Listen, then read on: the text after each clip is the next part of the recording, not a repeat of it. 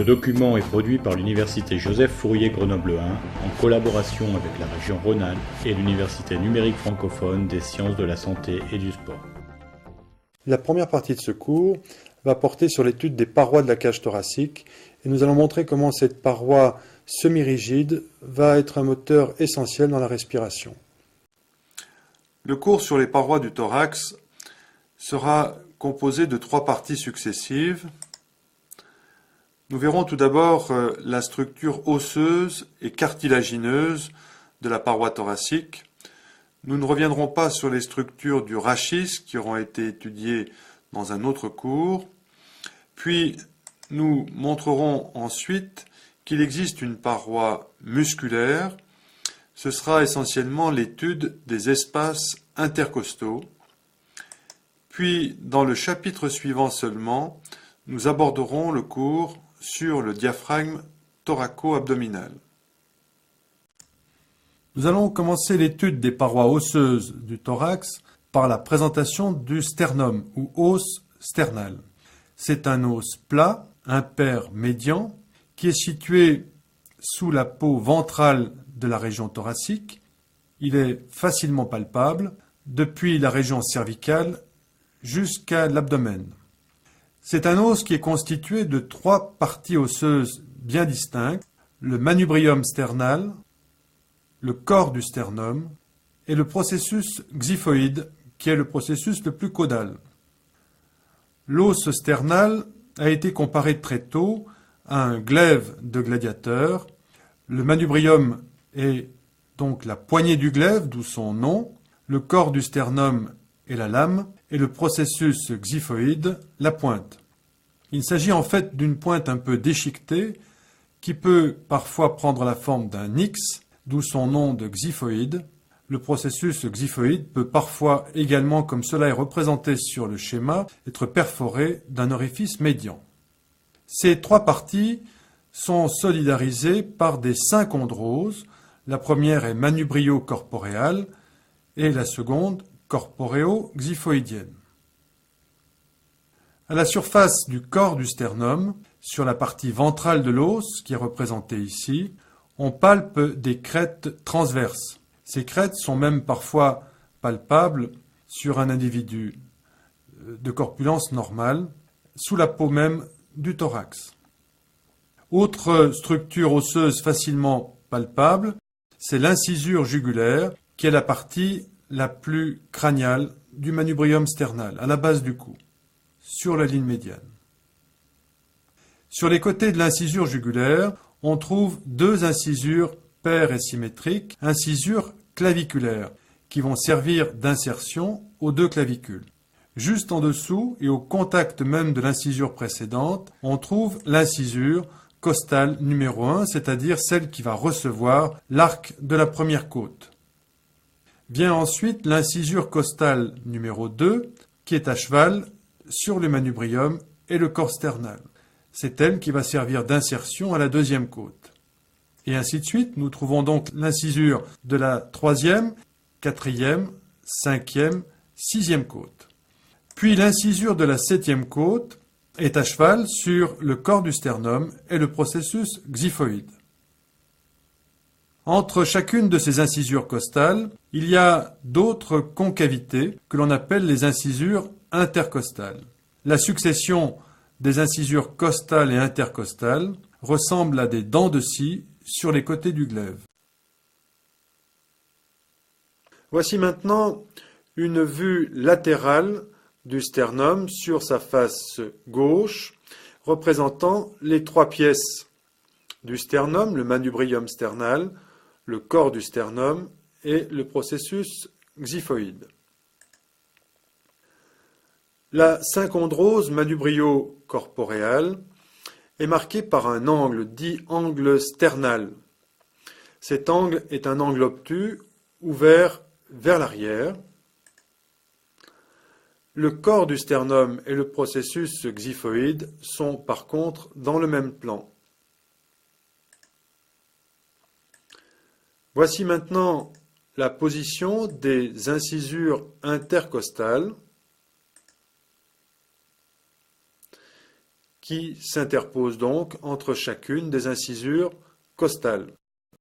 Nous allons maintenant détailler sur cette diapositive les insertions musculaires que le sternum va recevoir. La partie gauche de la diapositive va montrer les insertions de la face ventrale du sternum et la partie droite des insertions de la face dorsale. Tout d'abord, au niveau du manubrium sternal, voici la zone de fixation d'un muscle qui appartient à la région cervicale, c'est le muscle sternocléidomastoïdien et plus particulièrement son chef sternal. Ensuite, toujours sur la face ventrale du sternum et du manubrium, on trouve l'insertion du muscle grand pectoral, son chef manubrial, et au niveau du corps du sternum, toujours le muscle grand pectoral, mais au niveau cette fois de son chef corporeal. Vient ensuite une petite zone d'insertion musculaire sur la face ventrale du processus xiphoïde qui correspond à la fixation du muscle droit de l'abdomen ou muscle rectus de l'abdomen. Sur la face dorsale maintenant, voici la zone de fixation qui correspond au muscle sternocléidoïdien, qui est un muscle de la région cervicale. En dessous de lui, la zone de fixation du muscle sternothyroïdien, autre muscle de la région cervicale. Puis à la partie basse du corps du sternum, une zone plus large qui correspond à l'insertion du muscle transverse du thorax. Enfin, derrière le processus xiphoïde, vient se fixer le muscle diaphragme, plus exactement sa partie sternale.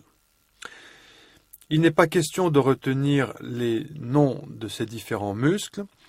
L'intérêt de cette diapositive est de montrer que le sternum reçoit des insertions musculaires de muscles qui appartiennent à la région cervicale, comme les sternocléidomastoïdiens, comme les sternocléidoïdiens ou sternothyroïdiens, ou des muscles de la région du membre supérieur, comme le muscle grand pectoral, des muscles du thorax proprement dit, comme le muscle transverse, et des muscles de la paroi abdominale, comme le muscle droit de l'abdomen. Enfin, on voit que le processus xiphoïde est une zone d'insertion du muscle diaphragme. On comprend donc un petit peu mieux l'importance du sternum dans la structure musculaire de la région cervicale, thoracique et abdominale. Voici maintenant l'assemblage des vertèbres thoraciques et en avant du sternum avec ses trois pièces osseuses et entre ces deux ensembles osseux la succession des arcs des côtes. Cette diapositive est là pour montrer la classification des côtes. Il y a chez l'homme 12 côtes de chaque côté. On va donc les montrer maintenant sur ce schéma. On marque ici la position de la première vertèbre thoracique, la seconde, et tout en bas du schéma la position des vertèbres thoraciques 11 et 12. Vous remarquerez que pour ne pas surcharger le schéma, seules les côtes de 1 à 10 seront représentées sur la partie gauche et les deux dernières côtes, 11 et 12, seront représentées sur la partie droite. Chaque côte est constituée d'une partie osseuse, c'est l'os costal, et d'un cartilage costal qui est une pièce plus médiale et plus ventrale qui va attacher l'os costal au sternum. C'est cet ensemble, os plus cartilage, qui forme la côte. Voici la première côte, la seconde, et le schéma représente donc, encore une fois, sur la partie gauche, les 10 premières côtes. La côte 11 et 12, les côtes 11 et 12 n'apparaissent qu'à droite. On parle de côtes vraies pour les côtes de 1 à 7. Et on parle de fausses côtes pour les côtes de 8 à 10. Parce que si vous observez ce schéma, vous verrez que les côtes de 1 à 7 sont directement attachées au sternum, alors que les côtes de 8 à 10 sont attachées par leur cartilage au cartilage costal précédent et non pas au sternum. Enfin, on parle de côtes flottantes pour la 11e et la 12e côte, puisque ces deux côtes n'ont jamais d'attache ventrale vers le sternum ou les côtes précédentes. On peut également décomposer l'ensemble des côtes en côtes sternales, ce sont les côtes de 1 à 7, c'est-à-dire les côtes qui sont attachées au sternum, et les côtes asternales de 8 à 12 qui ne sont pas directement solidarisées au sternum ou qui restent flottantes.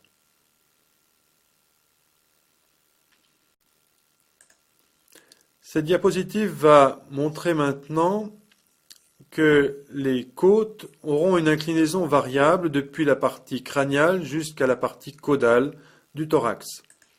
Cette notion va apparaître sur cette radiographie simple du thorax, qui est un profil droit du thorax, où l'on reconnaît à droite de la diapositive la succession des constituants du sternum et à gauche l'empilement des corps vertébraux du rachis.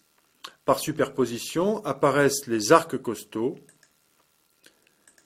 et voyez que plus une côte sera caudale, plus le plan de la côte aura une inclinaison importante vers le bas et l'avant, plus le plan d'inclinaison sera vertical. Ceci est symbolisé ici par ces 4 lignes qui montrent 4 niveaux successifs de côte. Voici maintenant une vue crâniale d'une côte prise à un niveau non défini du thorax. Cette vue crâniale d'une côte droite va nous permettre de montrer que la côte possède 2 types de courbures. D'abord une courbure d'enroulement, puis une courbure de torsion. Tout d'abord, nous allons décrire la structure détaillée de la côte, montrer qu'il existe en arrière une tête costale qui porte une facette articulaire qui va s'appuyer sur les corps vertébraux. Ensuite, une partie un peu étranglée qui correspond au col de la côte. Puis, de nouveau, la côte va s'élargir pour présenter un tubercule qui porte une facette articulaire qui va venir au contact du processus transverse vertébral. Ensuite, on décrit un angle costal. C'est une zone où la côte semble changer de direction pratiquement à 90 degrés, avant d'entamer une partie concave. Cette partie, on l'appelle le corps de la côte. Puis vient l'extrémité sternale de l'os costal qui vient directement au contact du cartilage costal.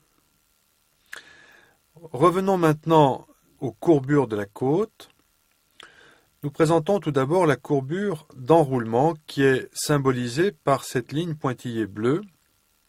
On voit que la côte va donc, à partir de son point de fixation postérieur jusqu'au point de fixation antérieur, avoir une concavité relativement régulière en dedans. C'est elle qui va en quelque sorte donner la forme de la cage thoracique. Courbure donc d'enroulement. Vient ensuite une notion plus difficile à faire comprendre, c'est ce que l'on appelle la courbure de torsion. Et ces 3 points rouges sont là pour essayer d'expliquer cette notion. Il faut en quelque sorte considérer que la côte est solidement fixée au rachis par les deux points postérieurs, celui de la facette articulaire de la tête et celui de la facette articulaire du tubercule. Eh bien, il faut imaginer qu'à partir de ces deux points de fixation, la côte est comme tordue sur elle-même, en dedans, de 180 degrés, comme si elle était vrillée. Et c'est là où ces trois points rouges peuvent vous aider à comprendre cette notion. Il faut considérer que ces trois points sont sur une seule et même ligne à la surface de la côte. Au niveau de la partie dorsale de la côte, cette ligne, donc ce point rouge, est dorsale. Au niveau du corps de la côte, cette ligne est sur le bord crânial de la côte. Et lorsque la côte se termine en avant, ce point rouge, donc cette ligne, est parfaitement médial. Il y a donc bien une torsion de la côte sur elle-même avec un angle de 180 degrés.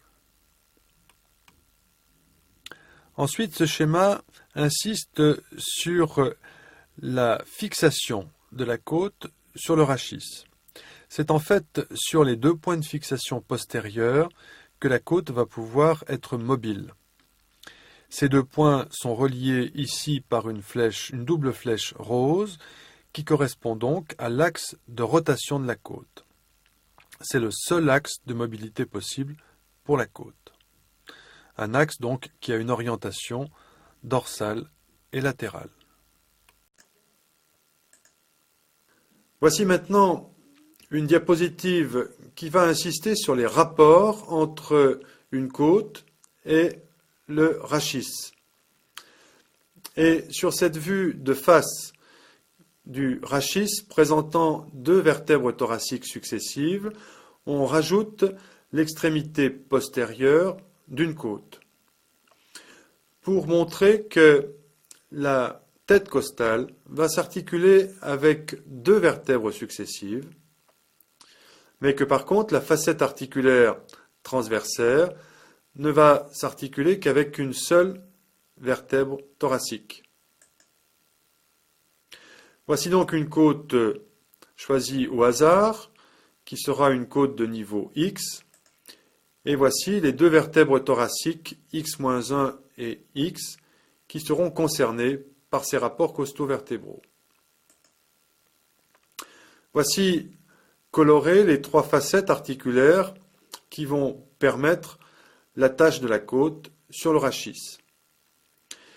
Il faut retenir le théorème suivant, que chaque côte de niveau X va s'articuler avec les facettes transversaires et corporéales crâniales de la vertèbre qui porte le même numéro que la côte, c'est-à-dire la vertèbre X, et s'articulera avec la facette corporéale caudale de la vertèbre sous-jacente, c'est-à-dire la vertèbre X-1. Ce schéma fait apparaître également cette double flèche rose qui symbolise l'axe de rotation de la côte. C'est autour de cet axe que la côte pourra se relever et s'abaisser. Voyez que cet axe passe par les facettes corporéales et transversaires de la côte. Cette diapositive va maintenant montrer comment la mécanique chondro-sternale, c'est-à-dire l'articulation de la côte par son cartilage sur le sternum, permet l'ampliation de la cage thoracique, c'est-à-dire l'expansion de la cage thoracique lors du mouvement d'inspiration. Voici donc une vue de face d'un corps vertébral, d'un petit morceau du sternum et du côté gauche de la diapositive, d'une côte en position d'expiration et à droite, une côte en position d'inspiration. Lors de l'expiration, la côte aura une position proche de la verticale. Lors de l'inspiration, une position proche de l'horizontale.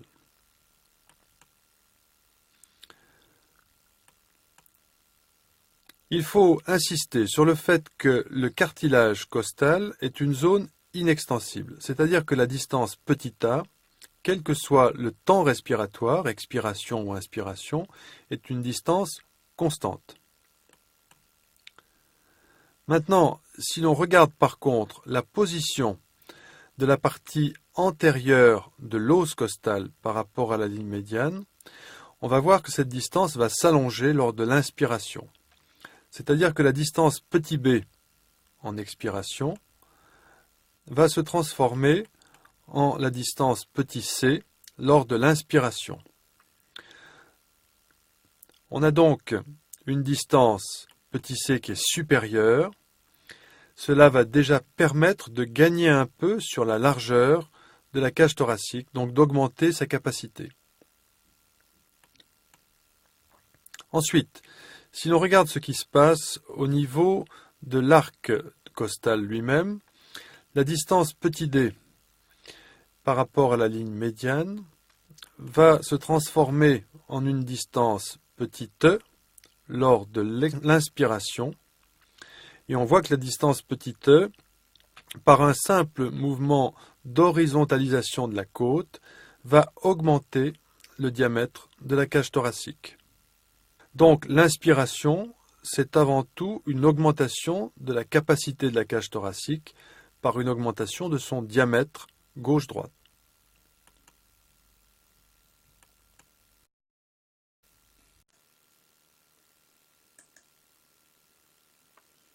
Voyons maintenant quel va être l'effet du mouvement des côtes sur le rachis au niveau du sternum. Voici un schéma très simple qui est une vue latérale de la cage thoracique qui ne retient que la première côte et la dernière côte articulées sur le sternum. Voyez que le relèvement des côtes fait remonter le sternum et semble le propulser vers l'avant. Ainsi, lorsque les côtes s'horizontalisent lors de l'inspiration, le diamètre antéro-postérieur de la cage thoracique va considérablement augmenter. Une translation verticale du sternum et une translation sagittale du sternum sont donc constatées facilement lorsqu'on observe un mouvement respiratoire.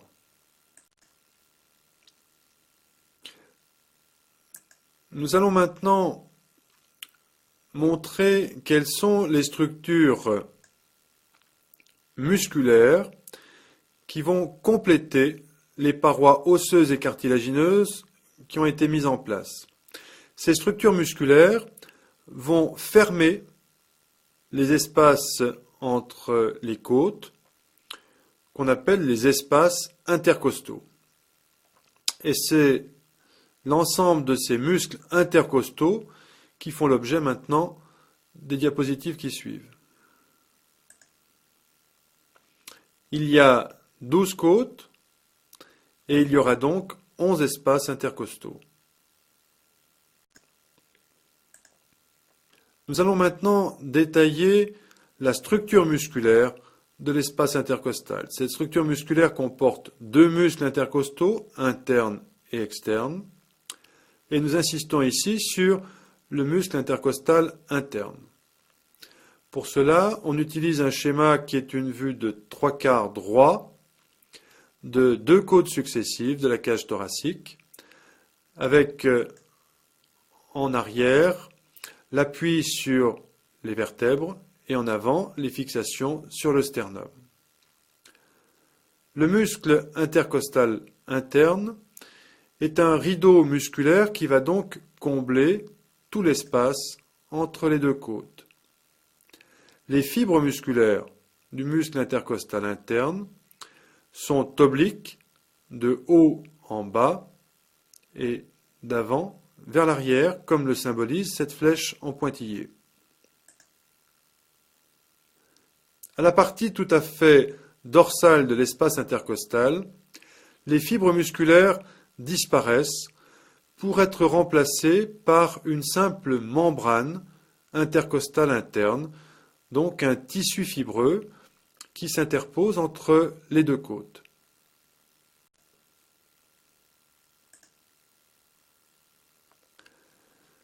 Cette vue de 3/4 droit de deux côtes successives nous montre maintenant le muscle intercostal externe, qui est donc le deuxième constituant musculaire de l'espace intercostal.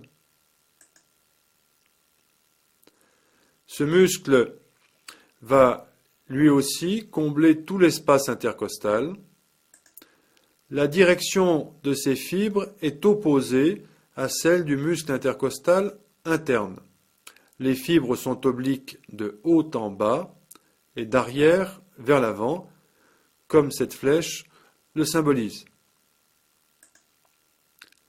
À la partie tout à fait ventrale de l'espace intercostal, les fibres musculaires s'estompent puis disparaissent pour être remplacées par une membrane intercostale externe, un tissu fibreux tendu entre les deux niveaux de côte.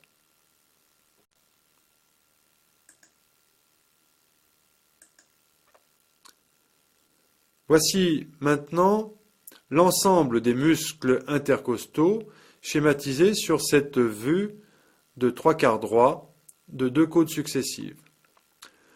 Dans la concavité de la cage thoracique apparaît le muscle intercostal interne et sur la partie convexe, donc l'extérieur de la cage thoracique, on peut faire apparaître les muscles intercostaux, le muscle intercostal, externe.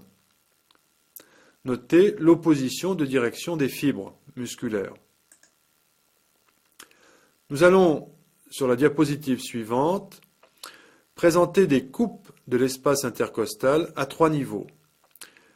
L'une au niveau du col des deux côtes, l'autre au niveau du corps des deux côtes, et enfin une troisième coupe au niveau des cartilages costaux.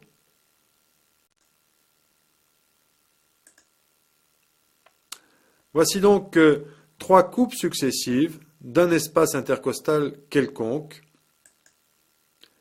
l'une passant par le col de la côte, l'autre le corps de la côte, l'autre le cartilage costal.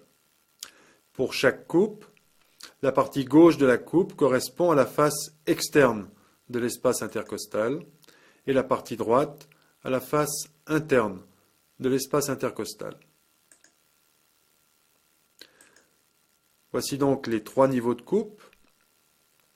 Et on peut déjà noter que la forme de la côte change en fonction du niveau de coupe.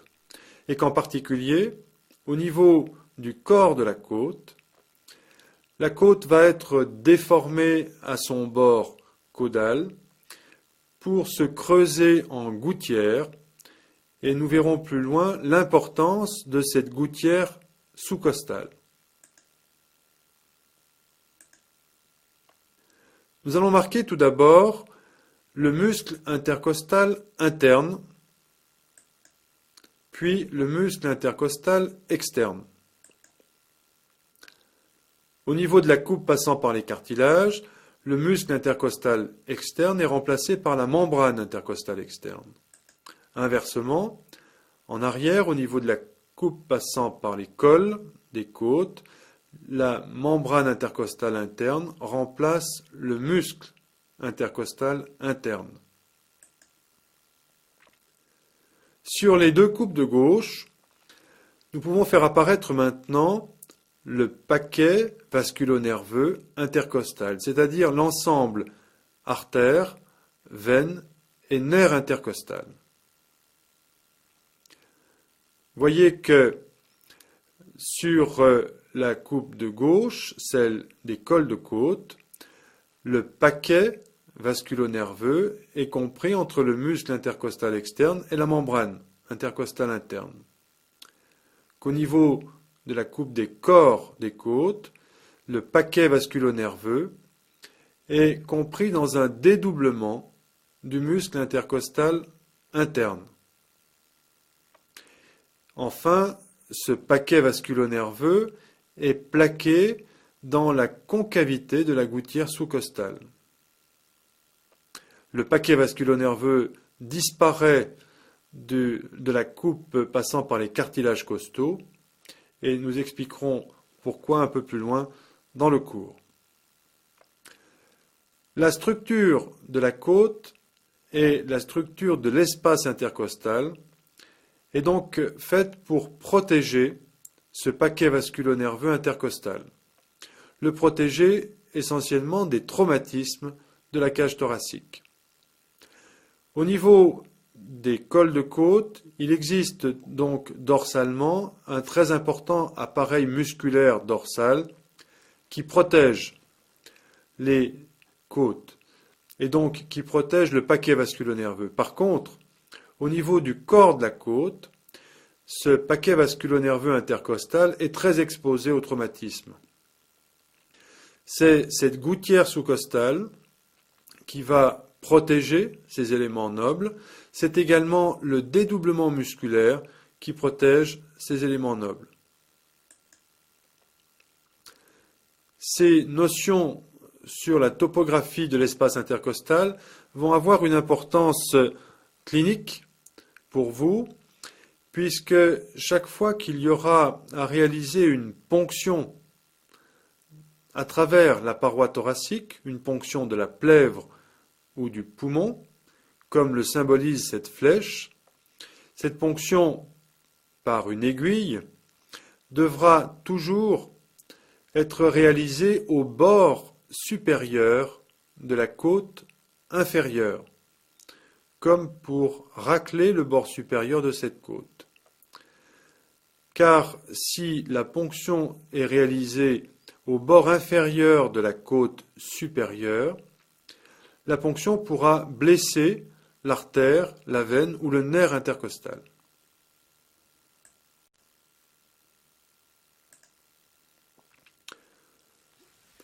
Voici maintenant une diapositive qui va insister sur la circulation artérielle de la paroi thoracique. Cette pièce de dissection représente la masse cardiaque prolongée crânialement par l'arche de l'aorte qui va se poursuivre par l'aorte descendante à la fois thoracique et abdominale. Chaque espace intercostal va être parcouru par une artère intercostale. Les 3 premières artères intercostales seront issues des 2 côtés des artères subclavières. Voici cette représentation sur la partie gauche de l'anatomie du sujet et sur la partie droite. Les artères intercostales des niveaux 4 à 12 seront toutes des artères issues directement de l'aorte, sur les 2 côtés de la cage thoracique. Nous allons parler maintenant de la vascularisation ventrale de la paroi thoracique. Pour cela, nous faisons apparaître cette vue latérale droite de la cage thoracique osseuse et nous allons montrer que, à ce niveau ventral de la paroi thoracique, les artères nourricières vont provenir des artères subclavières. Ces artères subclavières vont donner des artères thoraciques internes, une à gauche, une à droite, et à partir d'elles, il y aura des petites branches destinées aux espaces intercostaux et au sternum. Nous allons montrer également que les veines de cette partie ventrale de la paroi thoracique vont rejoindre des veines thoraciques internes qui seront des affluents des veines subclavières. Là encore, il y aura une veine thoracique interne de chaque côté. On représente par ces 2 points rouge et bleu, d'une part en rouge l'artère subclavière, ici droite, et en bleu la veine subclavière droite qui est plus ventrale. On trace maintenant en couleur la trajectoire de ces vaisseaux thoraciques internes, artères et veines. Vous voyez que sur le schéma, ces vaisseaux vont circuler à la partie interne de la cage thoracique, c'est-à-dire contre la face postérieure des côtes.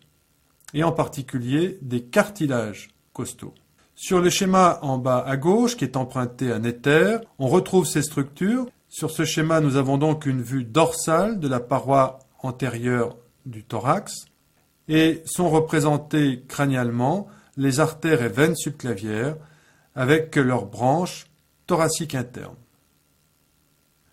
Les espaces intercostaux sont fermés par les muscles intercostaux internes qui apparaissent à tous les niveaux des espaces intercostaux.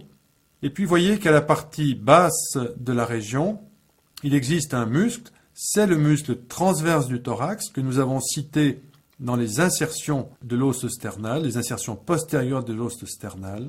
Et vous voyez que ce muscle transverse du thorax se fixe sur le corps sternal et qu'il donne 4, voire 5 digitations tendues entre le corps sternal et les côtes, en particulier les cartilages costaux, depuis le niveau K2 ou K3 jusqu'à K6.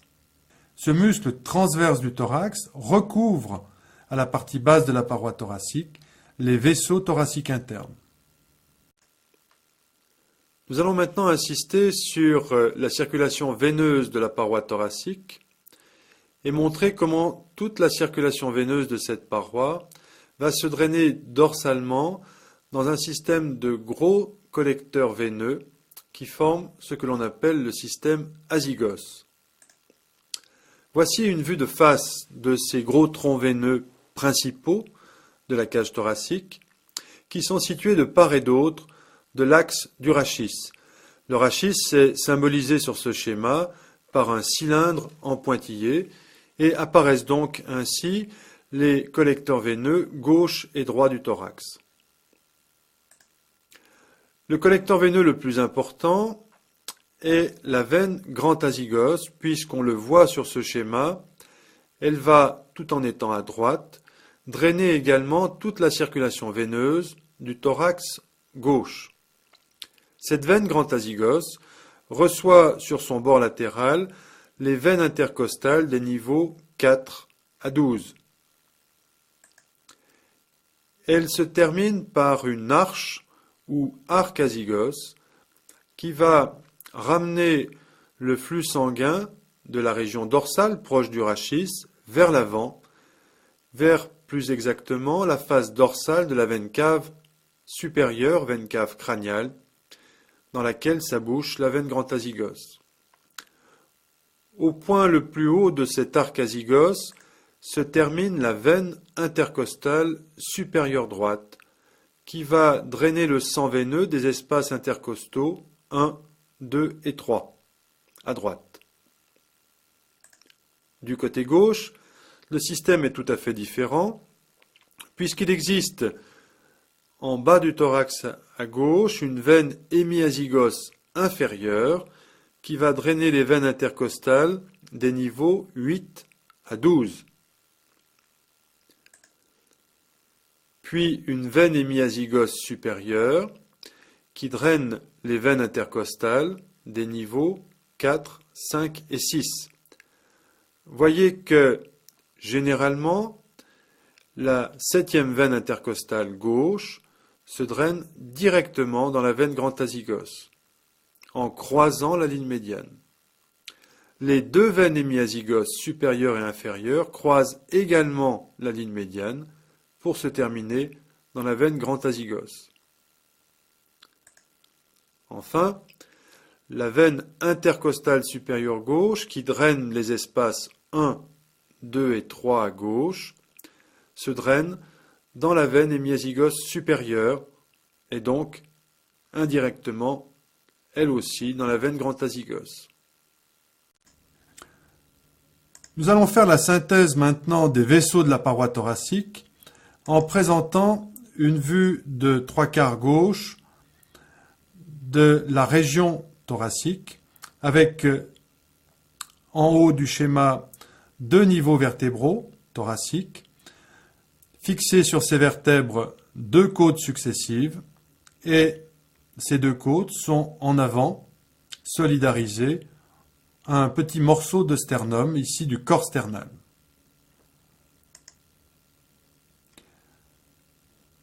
Nous allons montrer ce qu'est le paquet vasculo-nerveux intercostal, c'est-à-dire l'ensemble artères, veines et nerfs intercostal.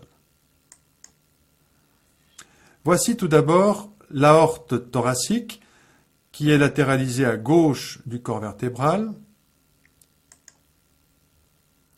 Voici ventralement les vaisseaux thoraciques internes que nous avons décrits comme des branches des vaisseaux subclaviés.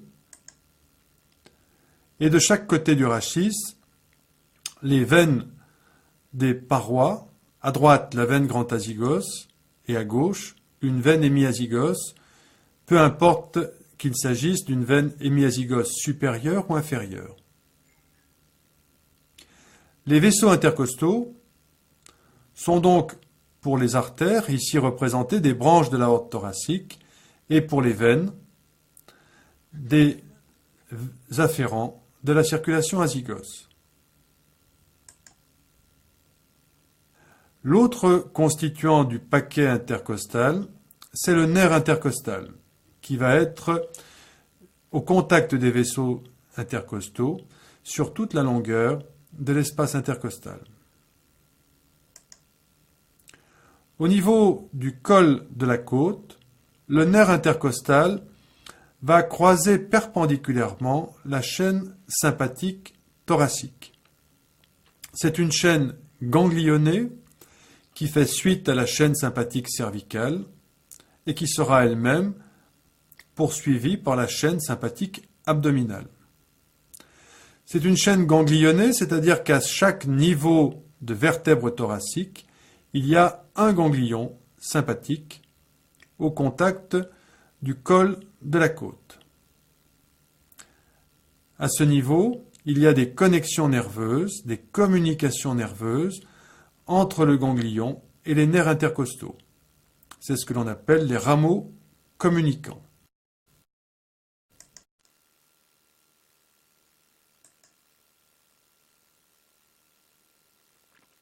Nous allons maintenant mettre en mouvement ces structures musculaires intercostales et montrer comment chacun des muscles intercostaux va participer à la respiration. On va symboliser le mouvement costal par ces quelques traits verticaux pour placer le rachis. Les traits obliques du schéma supérieur montrent deux côtes successives verticalisées. Le schéma en dessous montre ces côtes en position relevée, c'est-à-dire ces côtes sont horizontalisées. Nous allons prendre l'exemple des muscles intercostaux externes. Le trait noir épais rappelle la direction des fibres musculaires intercostales externes. Et nous nous rappellerons que les muscles intercostaux internes auront une disposition inverse et donc un effet musculaire opposé.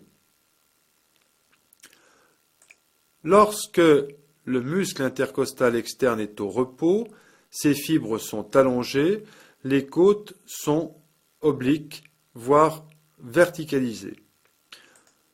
Lorsque le muscle intercostal externe va se contracter, ces fibres se raccourcissent, les côtes sont articulées sur le rachis par des points fixes, et nous avons insisté sur l'axe de rotation des côtes sur le rachis. Ainsi donc, un raccourcissement des fibres intercostales externes ne peut qu'horizontaliser les côtes. Notez maintenant que dans ce mouvement d'horizontalisation, la distance qui sépare les deux côtes n et n plus 1 est beaucoup plus petite que lorsque ces côtes sont horizontales. La distance grand H est donc bien supérieure à la distance petit h. Lorsque les côtes s'horizontalisent, c'est-à-dire lorsque le muscle intercostal externe se contracte, l'espace intercostal s'élargit. Et cela va donc participer encore à l'augmentation du volume de la cage thoracique.